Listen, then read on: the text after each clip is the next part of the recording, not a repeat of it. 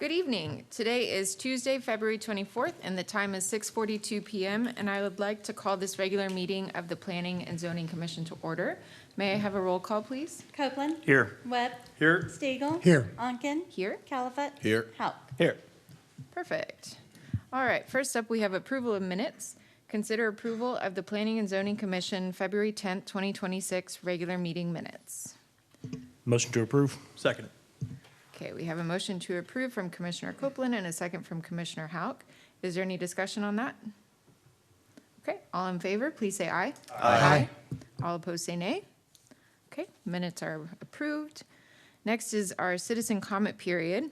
The Planning and Zoning Commission welcomes comments from citizens early in the agenda of regular meetings. Speakers are provided with an opportunity to speak during this time period on any agenda item or any other matter concerning city business, and they must observe the 3-minute time limit.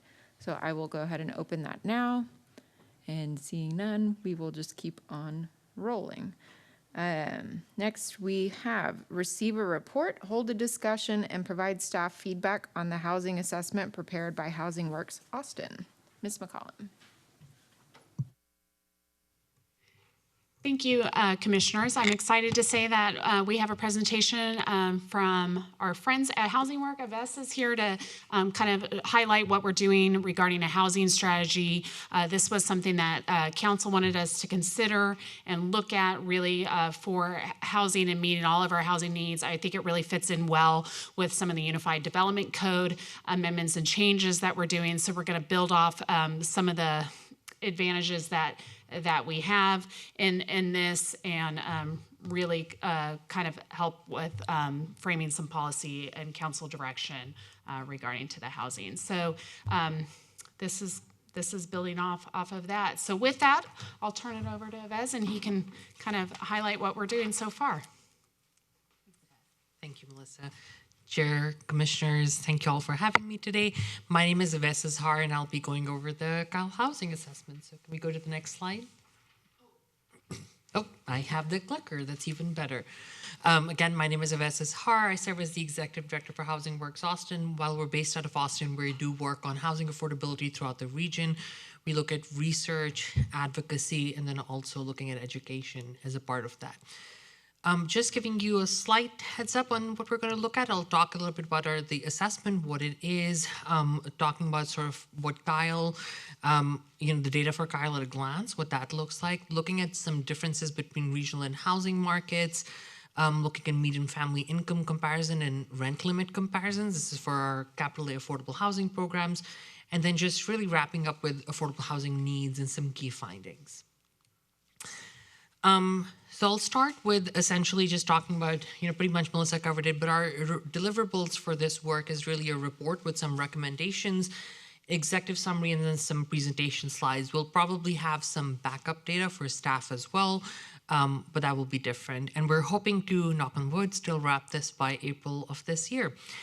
We went through the first phase and we're now sort of in the middle of the second phase of this conversation. The first one was really quantitative data. That's what you're going to look at. And I'll talk a little bit about where we're going with the qualitative data aspect of this. So just again, talking about Housing Works, we're a nonprofit organization that aims to expand affordable housing and attainable housing throughout Central Texas. And the motto we go by is all kinds of homes in all parts of town for all kinds of people. Just looking at Kyle, and I should start by saying there's going to be a lot of data on these slides. I will try to sort of, draw your eye to certain things. Of course, this is in the backup, so feel free to explore it. Feel free to ask any questions that you might have, and I'll sort of keep chugging along. In this one, I think just the most important thing I want to highlight is that if you look at that middle bar, the subsidized housing, the city of Kyle has a little over 1,500 subsidized affordable housing units. These are units that have some kind of legal restriction for affordability. And out of those, around 1,200 exist today, and there's another 300, slightly over, planned and are coming online. And I have a list that I'll share about what those projects are, just so you have an idea. The other thing, just from a cost of living perspective, that bottom left box, the average rent is nearly $1,250, and the median home price is essentially around $330,000, with a median family income for the city of Kyle itself a little over $100,000. This compares, honestly, really well with the other parts of the region, comparatively speaking to other major cities in our 5-county region, and I'll talk about that. Kyle is, of course, relatively more affordable, but we still see that, of course, there is, crunch in terms of housing needs within the city itself. Just again, very roughly speaking, nearly 1/3 of Kyle residents are renters, and the remaining are essentially homeowners. The other thing I just want to point out is that top right corner box, looking at workers. I think this is important to think about. So looking at the data, there's essentially around 1,200 folks who live and work in Kyle. These are Kyle residents that live here and also work here. And then another around 7,200 folks live in the city of Kyle, but they work outside of this city. A whopping, they work in Kyle but live outside the city, and then a whopping, essentially around 24,000-ish folks live in the city of Kyle but work outside the city, right? So just when we talk about the jobs housing and how to sort of combine workplaces with places where people live, this is just something I wanted to point out. Again, a lot going on in this slide. I'll ask you to focus really on the right side of the left side of this diagram, just looking at for Kyle City. You'll see other cities in the region and the county and our 5-county MSA for comparison purposes. But essentially what we're going to talk about is cost burden households. And my apologies if y'all already know this, but cost burden households are those who essentially are paying more than 30% of their income towards housing costs. And households that pay more than 50% of their income towards housing costs are considered extremely cost burden. And generally speaking, when folks are spending more than 30% of their household income on housing costs, we know that it starts taking away from other things like childcare, healthcare, elder care, so on and so forth, all of those necessities that are critical for, fully complete life for a household. Again, just looking at for the city of Kyle, what we can see is that homeowners who currently have a mortgage, a quarter of them are cost burden, i.e. they're paying more than 30% of their income on housing. When we look at essentially extremely cost burden, 7% are paying more than 50% of their income towards that. For homeowners that do not have a mortgage, this number obviously goes down slightly. Still, 11% of those without a mortgage are paying more than 30% of their income on housing. As you can imagine, that means they're constrained in some way. And then, of course, as can be imagined, the highest folks who are paying more than 30% of their income really is renters. So 55% of renters are paying more than that. And then around 1/3 of renters in the city of Kyle are paying more than 50% of their income towards housing. And you can sort of see across the region, it is, of course, comparatively quite matching what it looks like for other communities. I do want to say Buda slightly stands out, but they also just have generally higher ownership rates.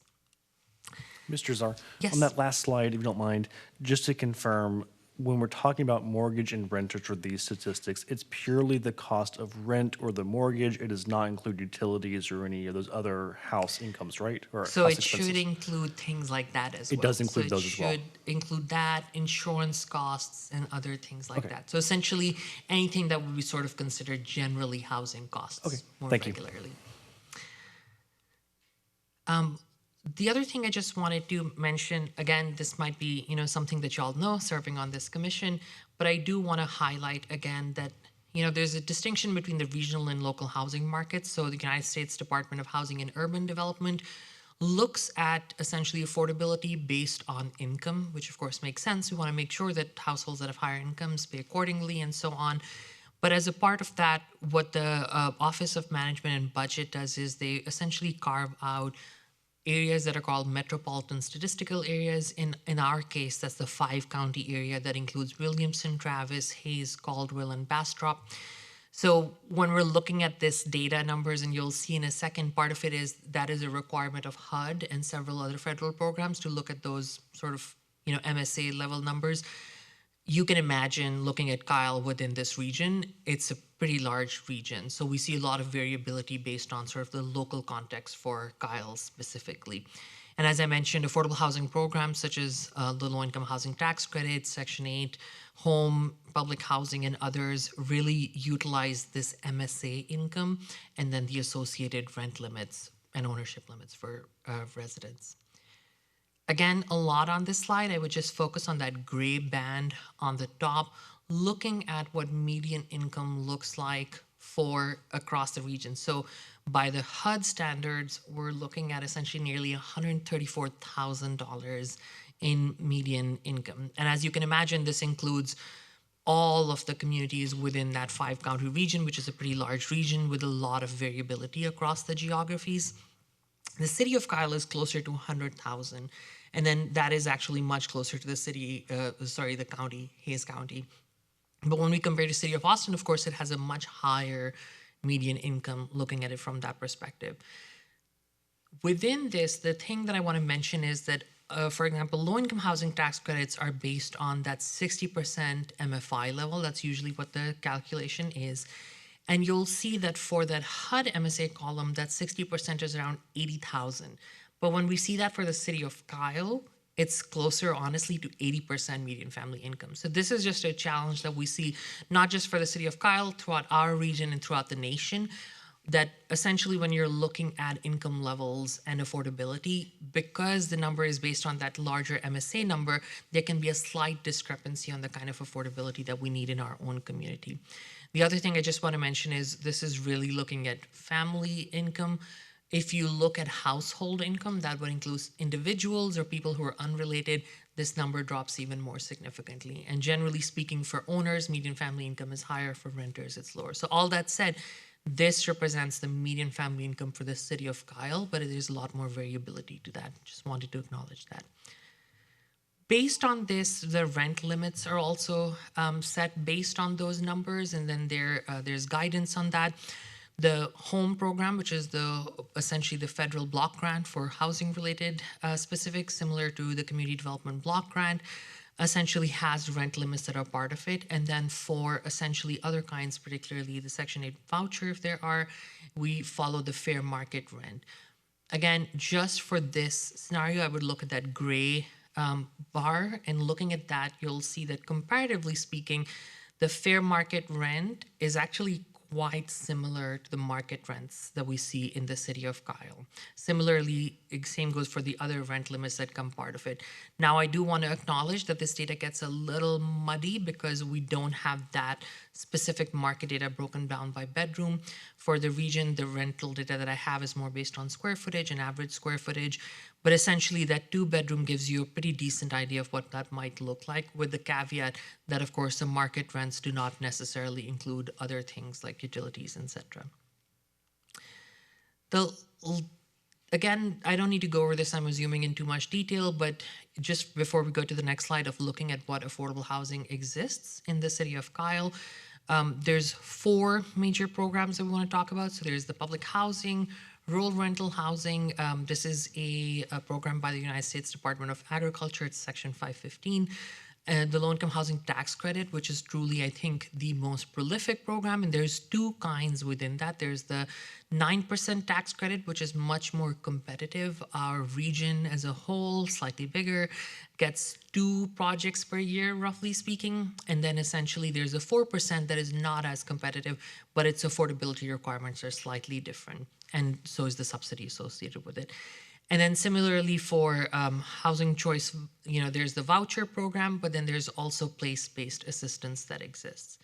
So again, just looking at the units that we have currently, you can see that there's essentially around 1,200 units that are existing, and you can see that includes those that are with public housing, those that are actually in partnerships with the Housing Authority as well, tax credits, the 515 program, and then also looking at essentially there's a Section 8 place-based along with that.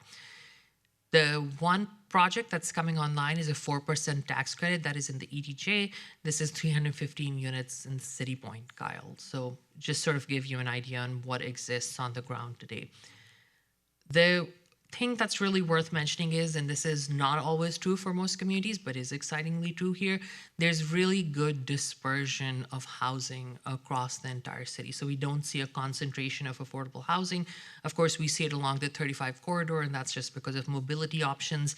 And another way to look at this is if you look in this, the council district, you can see if actually multiple council districts have affordable housing, which again is a really good indicator of dispersion. Lastly, and I promise I'm coming to my preliminary findings, just looking at this chart more specifically, like who needs housing that's affordable within the city of Kyle? So this is a little bit of data that we get from different sources. Again, I'll start from the left and slightly go to the right, but looking at 30% median family income, and again, reminder, this would be based on our region. We're talking about like around $40,000. 3,300, more than 3,300 households fall within that category, i.e. nearly 18% of households within the city of Kyle earn below 30%.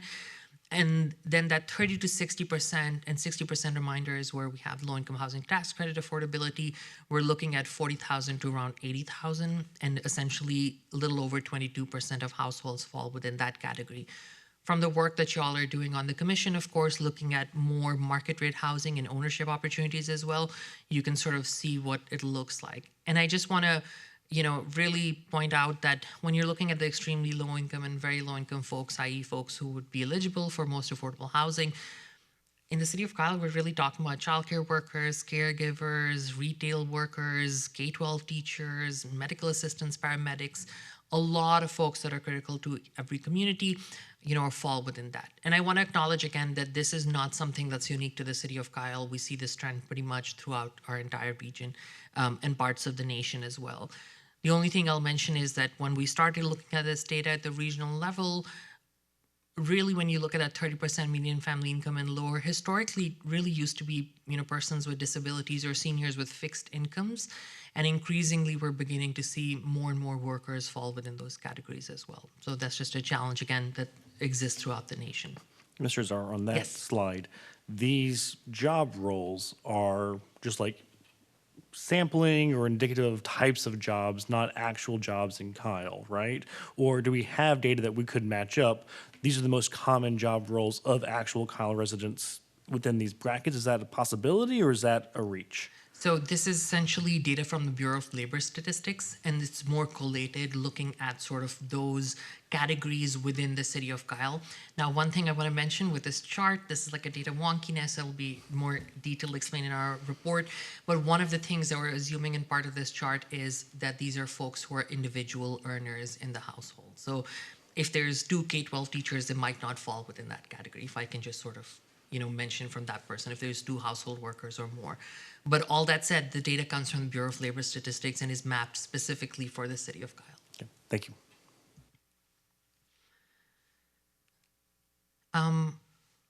Second last slide, I pretty much talked about most things really, but again, looking at cost of living, we can essentially say that again, from a comparative perspective, looking at the major cities in the region, the rents and sales price for Kyle are significantly lower. Again, of course, acknowledging that there is a challenge associated with housing needs regardless. Also looking at, again, that question of like 4% of workers live in Kyle and work in Kyle, 25% of workers in Kyle live outside the city, but then around 75% folks essentially live in the city of Kyle but work outside of the city. I won't go over cost burden. I talked about median family income as well, talked about affordable housing as well, only to say that essentially when you're looking at affordable units, nearly 8% of all housing units in the city of Kyle fall within that category. But at the same time, we see that over 40% of households actually earn below 60% median family income. And then again, I just talked a little bit about the housing need for essential workers. Last slide, I promise. This is looking at just talking about next step. We're coming on to, of course, we presented here, we presented to the City Council, the Housing Authority, we're working with city staff, we went with the Council on Aging as well, and then we're continuing to go through more city staff and then also having some conversations with community coalitions and others. This is not an exhaustive list by any means. We're working on a great list with staff, but I also want to say if an organization or community group or something comes to mind, this is a great time to let us know. I can make a note of that. And then we'll be working on essentially some larger community meetings as well that we will make sure that you all get that information. Thank you all very much. Thank you for the presentation. Does anyone have questions? I have a question. Fire away. Why, yeah, I'm trying to figure out why is on the slide that showed cost burden by household, renters, homeowners, why is the renters trend significantly more frequent than those with homeowners, considering, at least in the past couple of years, rents have, it's been more affordable to rent than to own a home with a mortgage? Generally speaking, it just has to do with the fact that renters are likely to have lower incomes. So in general, the renter income is going to be lower than owners. That's partially why we see that. And then similarly, in that breakup between those with a mortgage and without a mortgage, we see it still with those folks without a mortgage, because often, not always, they're seniors, folks who just have very constrained incomes, and that's why they're falling within that category as well. Okay. So it's just income driven? Exactly. Renters tend to have a lower income than homeowners? Exactly. Okay. And so thus they're more likely to be spending a larger part of their income towards housing needs. Along the same line of questioning, earlier in the presentation, I thought I saw that in Kyle, the actual rent prices compared to the, what was the fair market rates were about the same. Is that something that is kind of unique for Kyle? Is that a common trend you see in other jurisdictions? Like, how do we stack compared to what you've seen for other municipalities? Pretty common, because we're having that same issue again. Those fair market rents set by HUD are based on that 5-county region. So as you can imagine, that includes everything like major cities like Round Rock, San Marcos, and of course the city of Austin, but also includes, much more affluent suburbs like Westlake, et cetera, as well. So that's partially a challenge that, this is interesting. This came up with council as well. It's something that housing folks are really grappling with nationwide and trying to work with HUD on what that looks like.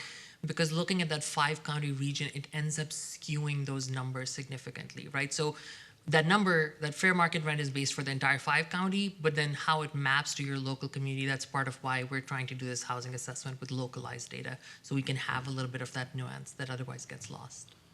And then Sorry, just to add to this, it is interesting because it is based on like market dynamics at that point in time too. So as you've seen, I do think a lot of apartments have come online in the region, in the area that were delayed in getting constructed, and now they're available for rent. So it can quickly switch and change to based on kind of supply and demand on that as well. So this is something that does change. And partly what we're wanting to see is really kind of get some good data now that we can continue to build on it as the market shifts in this, and these income or supply and demand changes, we'll be able to understand how that shifts as well. thank you. And I did want to add to that, this is my researcher hat that gets always frustrated because the data runs slightly behind. So that's part of the reason we're not going to know the most immediate impact that we're seeing. The rents going down might become more clear in the data, but I can say with some confidence that that should be captured in here because we're still looking at the last 2 quarters of last year. So that should still be accounted for, but not perfectly. And then could you go back 2 slides to your preliminary findings? That second to last bullet point, am I correct in interpreting that to mean that 8% of our housing units in Kyle qualify as affordable units, but based off the data, 40% of our households could qualify at their income level to fit within an affordable housing unit? Is that fair? Fair, with just one caveat that those 8% are what would be legally restricted affordable. So what it does not include is often what is called naturally occurring affordable housing, or NOAA, housing that is just on the market affordable. It just doesn't have any long-term affordability or rent caps. 8% of units within the city of Kyle do have those rent caps and long-term affordability requirements. One of the things that we'll add in the report is you'll see sort of affordability expiration periods for all of those projects that exist as well. And do we have insight as to what the naturally occurring affordable units are as a proportion of total units in the community? We do not have that. I'm going to make a note of that and see. We did try to look at that. There's not a very good source for that kind of data, but we'll try to see if there's any way that we can capture that. And is that because they're free floating in the market and that they could change prices at any day? A house at 100,000 could sell at 5 times that, and there's no way of structurally controlling that. Is that the reason? Yes. Okay. And then the other piece just being that the market level data, often we're looking at an aggregated form, like looking at what it would look like for apartment to apartment slightly varies. Class of apartment varies. So if it's class A, it's usually not going to be within that category. Class B and class C are more likely to be. So there's just a lot more variability there. And because we don't have like a readily available source of data for something like that, we're not able to capture it fully. Thank you, sir. Of course. And Chair, if I might make just one comment, that this is questions for sure. I also want to get feedback from y'all. So I do want to just say, questions, happy to answer them, but also think about from y'all's perspective and the work that y'all are doing and leading and looking at developments, what kind of housing mix is needed? Are there certain kinds of housing typologies that you see are a necessity? What are you hearing? And also want to get feedback, and I'll be taking notes. Yeah, that kind of leads me to my question. Like, what is the end goal for the data? Where does it go from here? How do we use this? Or how does the city plan to use this? Great question. So I do think it's going to influence maybe some housing strategies and housing types that we would look at fundamentally for the Unified Development Code for that. But I think even more so as projects, for example, these LIHTC projects do come for council for consideration, and they are promising affordability in certain categories. And I think that's an opportunity for us now that we have this data to say, hey, even though you're doing 60% of the MSA area, maybe you should really be doing, 40% or 50% for us, because our housing median family income is lower in Kyle. So to be affordable for the people that live and work here, you need to lower that metric to match up with that. So I think that's data that's useful for us as well, because even though we understand that the game and the lending and the money is really on the whole MSA area, to understand how we fit within that for us is a huge value point for us.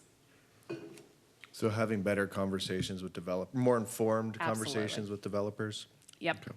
And I think with some of this information, we did have, and actually I think that's when we first got connected with Aves, is really when we were looking at that City Point or Project Sahara project, and they were wanting to do LIHTC and kind of understanding the pilot payments and different things going on with that council was discussing. They did lower some of those ratios to meet more what we would need in Kyle versus just meeting the bare minimum to get kind of the funding at that level. So these were conversations that we were able to have and kind of achieve not only in that development agreement as well.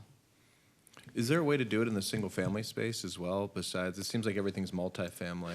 Do you do the same thing in single-family? Yes, but so other communities do it. It usually requires some kind of localized funding. You can use low-income housing tax credit for ownership projects. It's just a little more convoluted. So just the level of resources that go into it are often lower. So that's one challenge. The other challenge that is really worth sort of bringing up is that within the ownership space, if you're setting out affordability, the hope always is that we can have long-term affordability. So then the sales prices have to be capped in certain ways. So it's not necessarily sort of the equity building and wealth building that we associated with homeownership. All that said, there's nothing that would preclude homeownership being affordable as well. And that's partially why we think the qualitative data is so important, right? Because we can look at all the quantitative data on Earth and just talk about sort of what the trends are. But whether folks want to see more ownership or more single family or more, duplexes or something, those are community values that we want to make sure are coming from the ground and the folks who are here. And those affordable housing options that you outlined earlier, the public housing, Section 515, LIHTC, and Section 8 housing, those are primarily federally funded, is that correct? And so the other options that you were outlining there on like the single family side, there could be opportunities that the city could take advantage of, but it would require local skin in the game, not necessarily taking advantage of federal dollars to accomplish those goals. Is that fair? That is completely correct. And yep, most of those are federal programs. the low-income housing tax credit is managed at the state level, but those are federal programs. I also just want to say that, for example, one of the programs that we're assessing with the city as part of the study is looking at the home repair program. Of course, that's not about creating new ownership opportunities, but it's ensuring that folks get to age in place and stay in their communities and homes if they have an issue. So that's, for example, an ownership benefit program. So while we're looking at, of course, like creation of units, and I know that would be of interest to this commission specifically, we're also going to have some recommendations around programs or services that can support some of those larger conversations as well. One quick, and I don't know if it's something you can include or if this is just a piece of feedback that I think would be nice, but this is a really excellent snapshot. I learned a lot about Kyle and its demographics that I didn't know until right now. But are we able to kind of, a lot of the projects we look at are 2 to 5 years out, if not longer. Are we able to kind of extrapolate this out so that, we're not using 2025 data for a project built in 2030 and we're kind of able to see, like, build what we think we're going to have in a few years? Gosh, I have to say this, I'm going to have a very esoteric response to that, which is if you had asked me pre-pandemic, I would have said that we have much more certainty for the next decade or so. We've just had very unusual, honestly, market fluctuations since 2020. We've gone really high, then we've gone really low. So I think the past few years have thrown researchers off a little bit because we're trying to adjust to that. All that said, one of the things that we're going to be looking at is we have growth numbers from Campo and other bodies who are looking at sort of what we can expect our region to grow. So we can look at that with some degree of certainty on mapping it to what we have today. With, again, the caveat that, gosh, I'll be honest, like, who would have ever thought that rents could become this low in our region as they have become right now? If you had asked me in 21, I would have said, forget about it. But, knock on wood, it stays this way. So all that said, there's just some variability in the last few years specifically. But all that said, some of this data can help guide us for a much longer term. Thank you. Yes, just a preface here. From this very dais, none of the people involved here tonight, I was witness to a former Planning and Zoning Commission member and commissioners moving and approving manufactured home community here in Kyle. It was discussed as affordable housing. I hear nothing that you're speaking to as suggesting that. But for the record, we are not talking about that, are we? Manufactured homes? The ones that we have here, pretty much all of them are not that. They're all apartments largely, so they're multifamily. They're usually stick-built. Within the units that we've talked about, not necessarily. Now, of course, that is a policy that a city or any community is welcome to pursue. There is relative affordability to looking at manufactured housing. Of course, again, from my hat on, housing affordability is very critical, but of course, making sure folks have healthy, safe, and good quality housing is also really important. So while we have manufactured housing, and of course, the city residential code would kick in at that point, but one of the challenges that we see with some manufactured housing is that if they're essentially their thermal variability is too high, that can be a challenge. So what that means is you might have lower housing costs, like even rent, or if you're renting a lot, but then your utility costs are much higher because you're having to run the AC or heating much more. So looking at housing much more sort of holistically in that way as well, thinking about affordability, but also stability and quality. Yes, thank you. Just some other sort of potpourri of questions as they come to mind. Really, the federal bureaucracy, HUD, is determining all of these things that we're talking about tonight. So I hear you mention Westlake. Of course, that would be Westlake, Bee Cave, Lake Travis. Very high income. Even pulling, Round Rock would pull it up a lot. But I see on this one chart, no fault of your own, we've got San Marcos is comparable to us, but in my book, it's not comparable to us because it's, if you look at the demographics there, it's totally skewed by students in every respect. And so we've got that on one end to bookend it, and then on the other end, we've got Wesley Hills. So none of this is rational to me. Bureaucracies were founded to be rational, actually. So is this something you live with every day? Gosh, you have no idea. Every day. And again, like I said, housers throughout, honestly, the nation are really beginning to struggle with this. Historically, our regions were really set up where we had a core city and then sort of surrounding areas that were much more similar, not exactly the same, and not every region is the same. But this challenge is becoming much bigger, right? So when we're looking at that variability across a region, that's part of why, honestly, this localized kind of data is important. Further adding to the challenge, what it really doesn't capture is, and Kyle, is not a geographically large enough city to have that much variability. But even within cities, different neighborhoods start having different, rental limits and different income limits as well. So there's that challenge, honestly, even within cities and towns as well, because of course there's variability across neighborhoods. So we're in the process of talking through the assessment. You'll want to get feedback from us, and eventually there will be strategy, there'll be planning, and then funding. So in our work, and I'll let Melissa sort of jump in here, we'll sort of wrap up the data pieces, pass those along, of course, have some recommendations based on that. Part of it is just right-sizing programs and ideas to a community as well, right? So partially based on resources, size, ability, so on and so forth. And then from there, I let sort of Melissa sort of talk about. Well, there is one question, though, Yes, just a please. specific question you might be more up to date on than any of us, and that is the low-income housing tax credit. I understand has been changed this last year and improved as a tool for housing. Is that true, that there's been more money made available for the competitive contracts, and there's also more money available for the 4%? That is true. So we've seen some improvements. This is, again, where it gets slightly complicated because of the fact that at the same time what's happened is, so the tax credit, okay, I'm sorry, bear with me for a second. The tax credits are essentially not like money up front. Tax credits are given to a developer who then sells it to a corporation for a certain amount of dollars. So we often base it off of like something off $1. At one point, they were selling higher than $1, so you had a lot of return. One of the challenges that we've seen in recent years with the economic changes is that the value of the tax credits has dropped. So even though the number of tax credit has grown, the dollar value of it has shrunk. So we've not ended up with as big an increase as we would like to see. Of course, folks are working at the federal level to try to see more of an expansion. Again, we've seen some of that expansion. Hopefully we can see more. And then also at the same time, there's been a concerted effort at the state to see if our state can supplement that as well. So we have some state funding going towards tax credits as well. Yeah, in one example here of City Point, it seems that my understanding of that was it was a sweet spot for us in terms of the connection of the city with the developer and with the quality of funding for the low-income or the affordable housing. That would almost be ideal in my view because you're involving everybody in the marketplace, the city, the community in that choice. Is that correct? That is completely correct. And increasingly what we're seeing with affordable housing projects is the gap financing is growing again because partially construction costs and labor costs have gone up very significantly.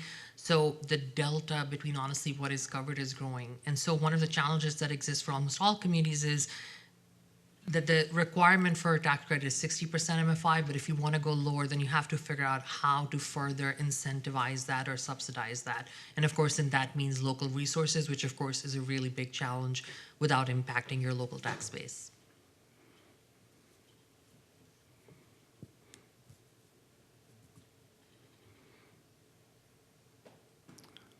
How does that affect our tax base? Well, it's a great question. So these properties, if approved for these programs, do not pay property tax for ad valorem taxes with the understanding that is used to kind of offset the program restrictions and requirements for it. So I don't know if you heard in the news. Gosh, about a year ago, a lot of housing finance corporations, if you heard about kind of the HFC and different things going on in Texas, there was some kind of regional and state HFCs that were buying apartment complexes as they were refinancing and then pulling them off tax rolls. So there's been some interesting stuff done in the housing realm for these programs. So that's partly why the city also was interested in understanding kind of what this means for the city and how this works. They are, when they start out new, brand new developments, they do come to the local jurisdiction to ask for consideration of this. So as you saw, the City Point or Project Sahara did come to the city and asked to be considered for this program, and the city understanding what the ramifications of were for that. And associated with that tax question, of course, is for localized funding, in the state of Texas, folks have done housing bonds, or you can do your general fund. Of course, that means money has to come from somewhere, and of course, that can impact taxes for folks as well if you're trying to sort of fill the hole. The last thing I'll just say on this, building off of sort of what Melissa was saying, we'll get your recommendations, and I want to keep my mind open and get to good recommendations, but of course, we would always ask for getting the most bang for your buck. Right, so we want to make sure that if taxes are being foregone or other kinds of funding is coming in, it's truly serving the folks that we do have the most need in our communities. What do you normally see as getting the most, how do you get the most bang for your buck in this situation? Oh, that's a hard one. Usually, honestly, layering on some kind of local policies or subsidies is usually one way to get to that, right? Whether it's land use related policies that are trying to ease that process. You can have lower permitting fees and fees in general, lower utility connection fees. You can have subsidy coming in from bonds or general funds. So essentially all that at the end of the day, it has to be some kind of subsidy or incentive that can convince someone to go to a lower level or have certain units set aside, because we also want to have a mix of units at different income levels, but try to have more deeper affordability. Of course, that just means you kind of need teeth in the game. With the caveat that I think that issue becomes more and more challenging as we're looking at smaller communities trying to pick up the bill for that. I just want to really acknowledge, Commissioner, to your point, where we saw an improvement in tax credits. The first sort of big increase we saw in funding for that was really the pandemic stimulus funding related was the biggest, but that infusion was the first one since the 2008 recession. So part of it is the federal government has not provided the level of resources that we know folks in the nation need. To Mr. Stiegel's question earlier on the changes to the tax credits, are there other changes, good or bad, that are occurring at the federal level that we need to be aware of? Are there things that we can take advantage of? Are there risks that used to be easy programs that now look riskier? What does that landscape look like today federally on these programs? Generally, for construction, we haven't seen such a reduction in funding. Services and programs have lost considerable funding, and that's something I think folks are trying to gain up for. I wouldn't know exactly, particularly for the city of Kyle, let staff speak to that. But essentially, in terms of like the tax credits, et cetera, it's been good. It's really the fact that the tax credits worth has gone down. And part of that has to do with the fact that if the tax policy favors folks who are going to be paying taxes, then you don't need tax credits as much. If we have a very constrained tax environment at the federal level, then the tax credits essentially become much, much more beneficial. And so for your requests on recommendations, I would think including in the report what those changes to federal policy look like, both in terms of what can the city of Kyle take advantage of and what are today risks in the outlook that may not have always been risky in the past. I appreciate that, sir.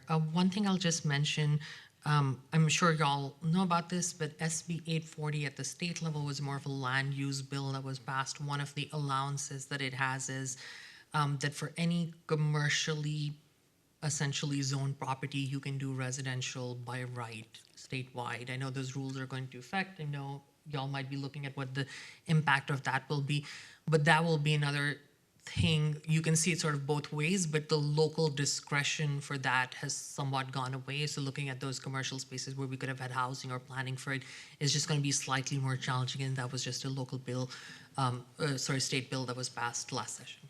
I also could imagine kind of to that point that in that final report for the public's awareness too, when they're reading it, giving them some kind of roadmap of these are the programs that are funded by the feds, by the state. That way they know what stakeholder is assisting in that financial input for that program. I appreciate that. I'll be honest, we did not have we have like a draft and not a full-fledged report, but that's something that we can definitely add in. So sort of that slide talking about the different programs, so it is more community-facing to folks who might not be as housing-focused. Yeah, I think as Kyle continues to grow, it's funny, Avez and I were talking about this, a lot of your data is based on census blocks, which then, feed into the whole funding and gamut and analysis, and I think as we continue to evolve, just really kind of understanding how the framework of different methodologies really kind of play in with continued advancement and understanding of how these programs and funding work. So Kayla and I work with HUD. The City of Kyle is a CDBG, a Community Development Block Grant entitlement community, so we do get some monies from HUD to do that. We're fairly new. I think this year is our first year of being in an entitlement city. We get Kayla's much better at the numbers, but about $266,000. We've used it for sidewalks, repairs. They have to be in the LMI, a low to moderate income level area. So understanding how those areas are within our framework and within our city limits, where the eligible funding can be spent on that, and continuing to kind of build off of these understandings as we work through these programs. So our metrics on this issue can affect our grants later. Potentially. I think for right now, I mean, what I'm hoping to gain from this is absolutely to continuing to understand, as Avez was talking about, it's funny that program he's talked about is affecting Austin. So there's a lot of office in Austin that I think is now being rezoned or converted over to residential, kind of based on some of the state rules and regulations. We'll definitely frame some of that in our code rewrite with our use charts and use tables, and really kind of understanding what that is. But I think in general, I wanted to use this housing study to really kind of give us a good base framework, something for us to continue to update and expand upon, and then understand as new housing requests come in for LIHTC funding and different things, to really kind of understand how that is. And then council could, looking at adopting policies and regulations associated with that to continue to give us kind of what you guys titled earlier, kind of our most bang for our buck, for our involvement in these programs. Looking at the timeline, council only saw this last in December, is that correct? Yes. And so was all the current council sworn in at that time? I don't No. think so, no. That's one thing I saw as a possible sticking point here, just along the way in terms of Yeah. information sharing and all the rest of it, Yeah. Okay. And Commissioner, they were sort of working with staff to stagger that in that way. That's partially why actually we were hoping for us to finish this by January. We're extending the timeline so we can work with new council members as well, and of course, make that continuity as part of that conversation. And one tiny thing, if y'all would just, if I can editorialize for 1 second, is one of the challenges that, again, doing this work as we do in the region, it's very hard for cities to solve what has truly become a larger national structural problem. I think our state is now, thinking about that very seriously. That's why we're seeing some bills. But frankly, I cannot think of a single community in the nation that has the resources to essentially provide all of the affordable housing needs or solve that within their communities. And part of that has to do with the way wages and incomes have grown, or sort of flatlined or not grown for that matter, and essentially also just looking at that federal landscape of resources.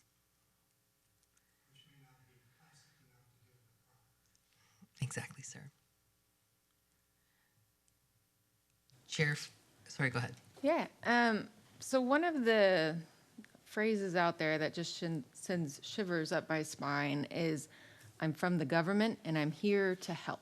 And I'm hearing a lot in the conversation about government, federal level, state level, local level. The funding grows, it shrinks, things change. It's a constantly moving target that we're trying to land on. And then we're saying, locally, we can't provide all of this either. But I don't understand why we are not talking about what can cities do organically. We made this problem. Cities made this problem. locally, all over, everywhere. How come the city of Kyle is not talking about what can the city of Kyle do to allow this to be organically solved in ways where we're not building 276, 216, 324 low-income, tax credit properties? Why are we not talking about, what can we do for small-scale development to allow smaller properties to become more realistic to build to solve this? Because not everybody needs a multifamily housing and not everybody needs a house. I think it's a disappointment a little bit that there's not clear data available about the naturally affordable, the NOAAs. I was very curious about that one when you asked earlier. So I would have loved to see some information about that integrated into the report. I know that the focus of the report is clearly about what tools are coming for affordable housing with a capital A and a capital H. But I'm more interested in the lowercase a and the lowercase h. What can we as a commission, working on the development code, what can we as, city council, what's available to us that we don't have to depend on the federal government, the state government, the local government? What can we do to help people make their lives here in a way that's affordable, that they can call Kyle home at all different stages of life? That's my feedback to you. I would love to see more on that in the future. That's really helpful, Chair. One thing I'll just say on the NOAA, since that is a request, let me go back and see if there's like a proxy data, something that essentially maybe doesn't get to it exactly, it's not perfect data, but gets us to something close that we can kind of understand. Let me try to figure that out with my team. That's one thing I'm noting down. Cool. The other thing I was going to say was, yes, I feel like we're talking a lot about sort of capitally affordable housing, but that attainable housing aspect is very important as part of that, making sure we have enough housing for folks, housing choice, looking at supply, looking at all of those different elements is very important. And how do we one of the things I would say, subsidy is very important. We know that for folks, particularly those who have the greatest need, we do need some kind of subsidy and support. But how do we leverage that with market forces or market development or other things to stretch those dollars further, of course, is really important as well. When you're saying happen organically, what do you mean by that?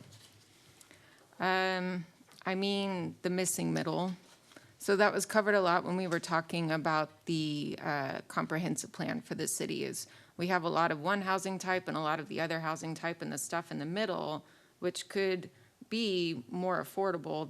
Someone might not be able to afford a home with a minimum lot size of 3,500 square feet or something, but they might be able to afford a 600 square foot part of a duplex or of a fourplex or something like that. So organic things that don't require huge, funding mechanisms and, jumping through hoops and cartwheels to secure this developer and this funding and this subsidy, things that can, get going with a lot less obstacles, I guess. In my head, it would be easier if we made it easy in our development code. It would be easier to build a duplex or a fourplex than it would be to build a 324 unit community and all the infrastructure that goes with that. It's probably true. I don't know that our code prohibits it. I don't think it's economically feasible for people to build it and essentially be profitable doing so, which is why we don't see more of it.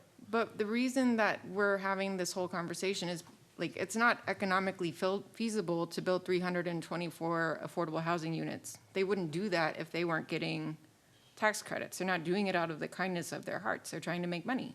So how can we make building a fourplex according to our code, I guess, I don't know why I'm saying fourplex. This is just missing middle in general. How can we make that more attractive here? It's something that we can control. Any mechanisms that are available to us, I think, should be discussed. I'm just interested what's out there. Chair, that's something definitely that we'll be talking about in the report a little bit more. And I think that's where sort of this chart comes in, looking at the needs, because again, historically, while we have seen sort of subsidy go to those 60% MFI and lower, we would hope that the market can cover the gap for the folks who are above that. Doesn't necessarily mean that we're seeing that. So there's other things that we can do to leverage the market, make sure that those needs are being met. And similarly, again, I think in the ownership space, looking at those missing middle has been a really great opportunity to see, to your point, smaller lot size or whatever that flexibility is really critical. If y'all would allow me and humor me, I would love to ask y'all to see, from y'all's sort of position in work, are there different kinds of housing types that you see are missing or not coming, or things that you think the community would like to have or not have? Are there particular kinds of housing that y'all feel like would be really helpful to think about as well? I'll let the rest of the commission answer that. I think to the chair's point, we have a lot of single-family homes and a lot that come online. And recently, we've had approvals of townhomes that, through changes that have occurred, are reducing the number of townhomes.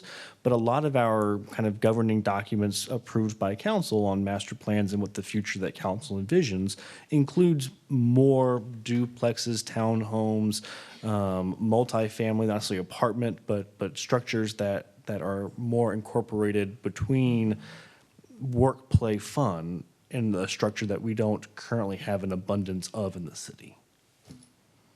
Appreciate But I that, think sir. that the master plans and the current council-approved documents could be a good guidepost. And we are reviewing that as part of this study, and I will say, excuse me, that what you are saying makes sense. We want to see, of course, like a mix of housing. It's not just, of course, affordability is a big aspect of it, but one of the things that we talk about in sort of the housing field is also housing choice, right? So particularly with households becoming more intergenerational, more integrated, different cultural aspects, sort of that one envision of what a house should be doesn't necessarily meet all household and family needs. Those are just rapidly changing as well. One of the things that we've seen in our region and nation as a whole is we've actually seen multiple single-parent households come together and try to do co-living. So all that said, I think those changes are also going to change necessarily how we're looking at the kind of housing that we have.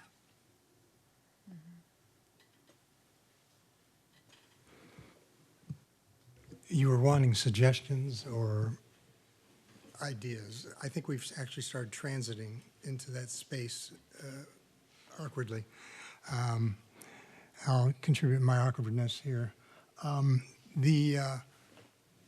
agree that there's a missing middle that has to be addressed. The quality of life issues are of concern broadly, often neglected for the discussion on roads and such, but it's often neglected. The concern I have is this, overall, that we're all working with, including you, and that is that when I was a teenager, they founded an agency called HUD, and in its history, it took on the energy and the zeal of urban development and destroyed inner cities in our major cities. I was a witness to that. It distorted housing values in all kinds of cities. It created a segregation where it was meant to create integration in every respect, economically, racially, and otherwise. It's been rife with scandals, as Melissa pointed out. I have a hard time leaning on this for answers, you see, for this community, any community I'm a part of, let's put it that way. So I think it's a good conversation. I'm encouraged. I like seeing low-income housing tax credit, but I noticed on our approving that and the council getting behind it as well, of course, I can almost see this twinkle of an eye with this one, right? Because tax-free, private equity funded through bonds, income source, what a deal. So that's the best we got. I'm looking at the list, and that's the best we got. We can afford to make somebody a very comfortable living at a very high level. So somebody's always going to win in this. I mean for us not to be losers. And whether it's a TERS or if it's some kind of subsidy like this that removes our ability to tax ad valorem, I've got an issue because we're going to get down the line here and have so many distorted tax policies and subsidies that it's going to strangle this community to death in the future. So it's what you're confronting here with me making a comment is native skepticism. I see something I like. I'm focusing on one thing. I'm purposefully ignoring the others. And it's because of their history and distorting local market values, local social fabric, everything else. So if I've got to put my money or my mouth, whichever, both, on something, it'd be the low-income tax credit in going forward. I agree with my other commissioners that housing stock is important. We can't put it all in multifamily as it's commonly understood. And I think you understood my earlier comment, I don't want to hear the subject of manufactured housing ever to come up. I've lived in every kind of housing there is except high-rise. Every kind. I don't suggest anybody live in a mobile home or manufactured housing based on experience. So if we could find good products and let the public know as this kind of conversation continues, because they'll be listening and getting bad information. I want them to be clear what's on the table for discussion here. Because people hear affordable housing, they hear bad things. We got to be smarter than that. Great. Thank you, sir. And I will say, in the sort of housing field, we talk a lot more about, you're right, like not just looking at affordable housing, but attainable housing. So folks, one of the challenges that honestly, separate from this, but very critical and important within this framework as well, is what we call sort of the cliff effects, right? So there's folks who might be earning 63% MFI. Doesn't necessarily mean that the market is going to serve them, but just because they're just slightly higher than eligibility, they won't be able to manage it. And I think that's why those kind of gap programs and making sure that those attainable opportunities exist for everyone is really important, because there's also going to be people who just don't earn low enough to be eligible for a program. We also actually see, not very common, but we do see it, that folks will sometimes have an income boost, and that income boost will make them ineligible for a program, and that becomes a challenge. And that's true for, of course, all social safety programs. Are we talking about programs that if they're income eligibility, that there would be annual verification of the incomes? Yes, for almost all of this. So different agencies looking at each one, but yes, there's essentially rent rolls and income eligibility is sort of done every time there's a lease renewal. And then for monitoring and compliance, you have to share that regularly and what that looks like. And actually for the low-income housing tax credit, I'm not going to remember off the top of my head all the things, but there's pretty significant reporting associated with that, including for vacancy on a quarterly basis and other things. And there's a term for those too. They end. They sunset after 30 Yes. years or whatever the agreement is, right? Yes, that is correct. For almost all of this housing, there's going to be some kind of time period in which the affordability period ends. And because that data is not readily available, we're working with DDHCA to get that. We'll make sure that it's in the report so y'all can see when the affordability periods will expire as well. Since these aren't public homes per se, how can the developer or owner be held to standards that are reasonable in terms of upkeep and maintenance? I would honestly let staff talk about this, but I will say from a hopeful perspective, code compliance should capture some of them. For the Section 8 vouchers, for example, for HUD, which do not necessarily work in the city of, or do not exist in the city of Kyle, but other resources as well, HUD really does have pretty stringent inspection requirements.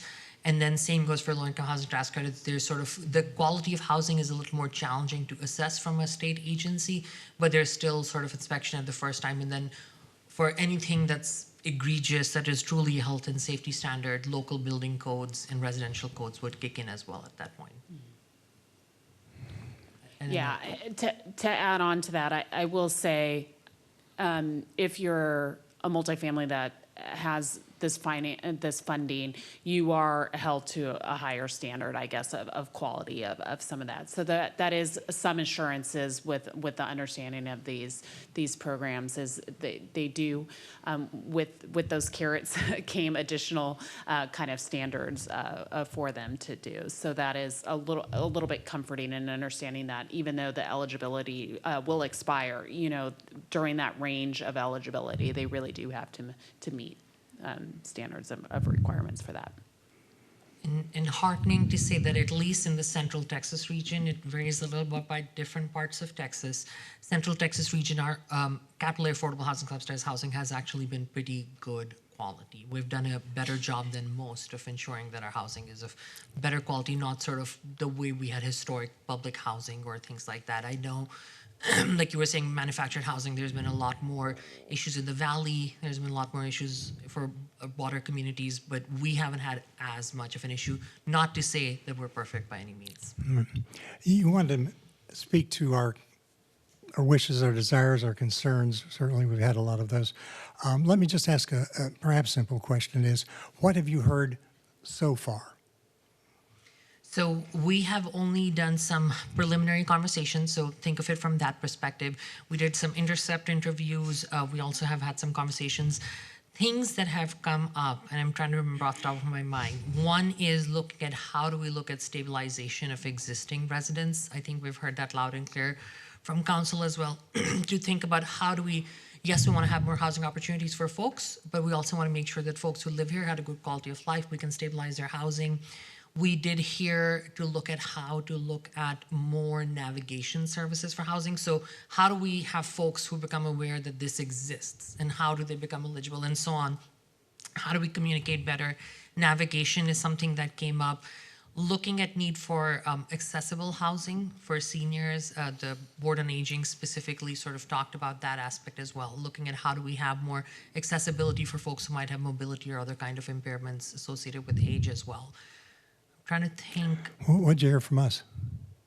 Oh, a lot of stuff. I have a full page here. I think one of the things that I think I'm hearing from y'all that, just like quickly I'll wrap up is, of course, looking at sort of like a mix of housing. I think that's rising to the top. Looking at how do we leverage and think about sort of naturally occurring affordable housing. How do we really ensure the quality of housing is good, right? So not just focusing on affordability just in terms of rent or income metrics, but really looking at quality of housing as well. And I think one other thing that I'm hearing here sort of is what are those creative tools or strategies that can be utilized that might not necessarily require subsidy or funding, but are there other kinds of programs that can talk about really incentivize different kinds of housing types as well? And if I missed something, folks, please let me know, but I'll definitely go through my notes as well. So I will just add from what I've heard on the .is2 and some thoughts here, and I'll use the median household income that you put on the slide before of 328,000 just for our benchmark purposes. Would certainly love to get recommendations in that report as to how we can take advantage of state and federal programs, but not be entirely reliant upon that from a report standpoint. And what I don't see data of, and I think it goes back to it's a hard data point to collect, is that price point of 328 because we have too much red tape and that the only way for a developer to be profitable is to sell a house at that value or the equivalent for a multifamily? Or is it that the developers are choosing to sell at that point because it is a price point people will pay for, and we need to have more requirements as a city to require a more diverse platform of housing options? I don't see data here that indicates one way or the other what that right answer is, and having more insight there would be helpful, I think, for council to make a policy decision on what options are available and what are appropriate to take. That's very helpful, sir. We'll definitely make sure of that. One thing I just want to say, this is like something I struggle with. I talk about housing all day long. This is what I care about. This is what I want to devote my life to. But we can have a housing affordability conversation here, and over here is like an income and wage conversation. And that's honestly been one of the challenges for our region. Our housing costs have gone up, but our wage and income growth has not been at the same pace. So that's also something just worth acknowledging within that. But I agree with the stuff that you just mentioned. Two quick comments, I suppose. One, I agree with Commissioner Siegel in the respect that when we say tax credits or tax rebates or other programs like that, and essentially pulling properties off the tax roll, it doesn't eliminate the cost of the city services and city infrastructure. It just spreads it to everybody else who does pay taxes and whose property is on the tax roll. And so I do have a bit of a concern about that. Where I see a little bit of where I have a disconnect, and you can either tell me I'm right or you can help me fill in the gaps. When we look at the city's comprehensive plan and we look at this data right here, there's a lot of support for that missing middle. This is the stuff, the somewhere between apartments and the $325,000 single family home. And it makes it seem like there would be a huge demand for that. In just our last meeting, we had a developer come in and ask to reduce the number of townhomes, and his his rationale was, here's another neighborhood with townhomes, and the sell-through rate is 0.5 townhomes per month.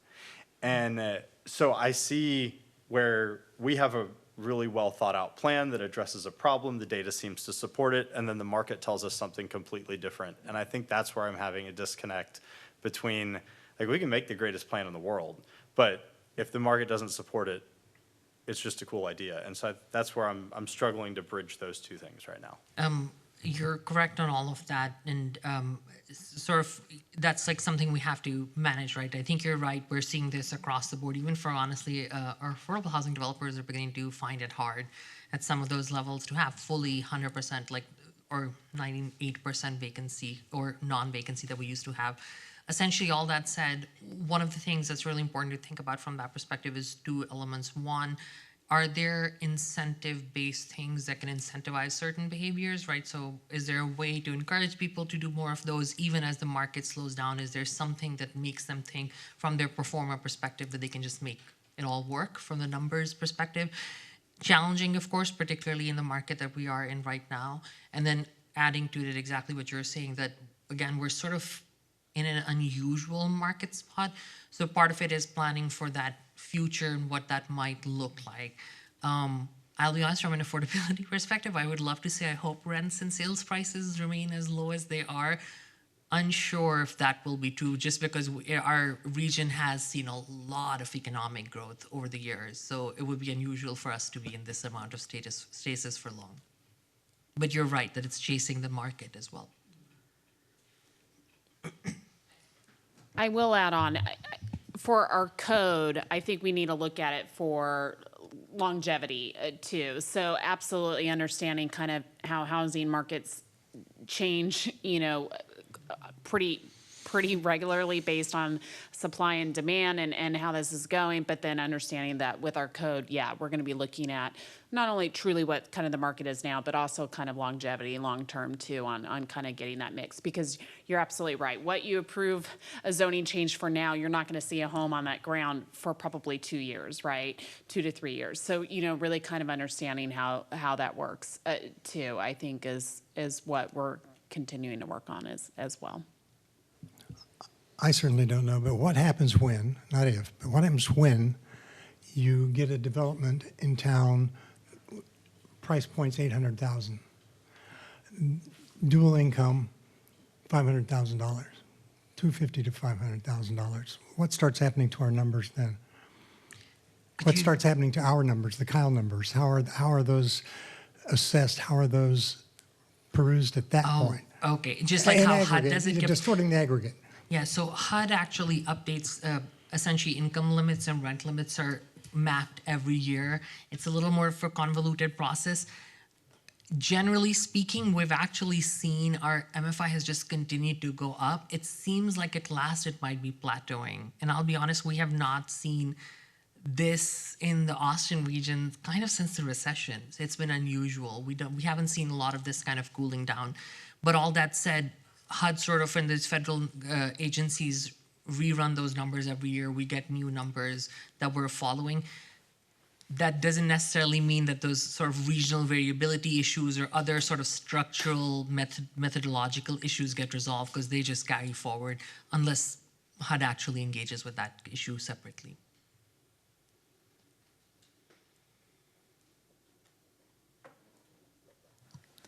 Do we have any other questions? No? I just want to say thank you so much for coming here and braving the traffic tonight. This has been such an engaging and informative discussion, and really appreciate your time and all your preparation that you've done. This was a great conversation. Thank you so much. Thank you. Chair. Thank you, Commissioners. And we'll probably actually circle back once the study is done. We might actually come back to the commission as well. But thank you. I got maybe a question or two for y'all over there. It sounds like the issue is not that we're missing housing of some sort. It sounds like people just aren't making enough money, right? Right. So, If we could just- so how do we entice businesses to move in here? You know what I mean? So it is the whole the whole gamut, right? So I will say our economic development department is working on more jobs in the region. Let's be honest, where you live is based on region too. So, you know, when Buda gets more jobs, that's going to help, you know, potentially some of the people that live here. But, you know, reducing that travel time in cars, having a more, you know, job to housing ratio. I think luckily Kyle is blessed that we do have a lot of housing still being developed and built, which does help with kind of the naturally occurring affordable housing, because as new units come online, you know, it kind of helps some of the older units and that affordability range as well. So I think it's just continuing to understand kind of how that works in the whole lifespan, and understanding as we do have very young or new housing, but we do have some housing that's starting to age too. And so understanding how that housing ages through that process, as well as making sure that kind of maintenance of housing is done. So it's the whole spectrum. Sure, and that leads me to my second question, which is like, how do you sell this to people, right? How do you convince people who may already be on the fence about, you know, 15-minute cities? You know, you're that phrase and people freak out. How do you sell it to people who are, you know, skeptical about a new thing that they've never seen before moving in? How do we influence that? Can we influence that? Is that even possible for us, the people here on this dais? To influence additional. Right, because if they're not selling it, they're selling it 0.5, right, Oh. every 2 months. How do you convince Gosh, I people mean, that that's- it's actually good for them and their community? That's a whole another thing. It's funny. I talked to someone that is doing townhome housing. There's a whole thing on that. So I think how homes look and feel. I mean, purchasing a home, you think about a home, that is your single most expensive purchase that you're going to do in your lifetime, you know, right? So it's based on like location, you know, can my family fit there? How, you know, what does it look like? All of those things. So it was funny. I was talking to someone today, and they were like, "Hey, we're doing the townhomes," and I mentioned this, and he's like, "No, I'm not really worried about that. You know, I've spent a lot of time with the look and feel of how my homes are going to look. You know, how this is going. Have you seen those homes over there? And I wouldn't live there. You know, so it's just kind of, sadly, I think, you know, maybe fleshing out a little bit more of how those homes are working. I do think the state law has some restrictions on shared walls and how those are insured, and how long the home builder has to be connected to those homes that are built. You know, so when you look at it from a homeowner perspective, that sounds good, is that you have a home builder that's going to be insuring that home and making sure that it's, you know, a little bit longer on the market and has some insurance requirements for it. But as a home builder, they want to get in and get out, you know, so they would much rather build, even if it's a smaller single family detached home, than really do a shared party wall, because the infrastructure required and kind of the insurance requirements for that are more. So it's just truly understanding how the state laws and the rules and the regulations and kind of these insurance requirements come in, but having a code that can weather all of that and really mandate some of the different characteristics we're trying to create with the traditional neighborhood, and as part of our comp plan, and understanding how that works long-term as well, because as we know, rules change often and regularly. So every 2 years, it seems to be they have some new rules and regulations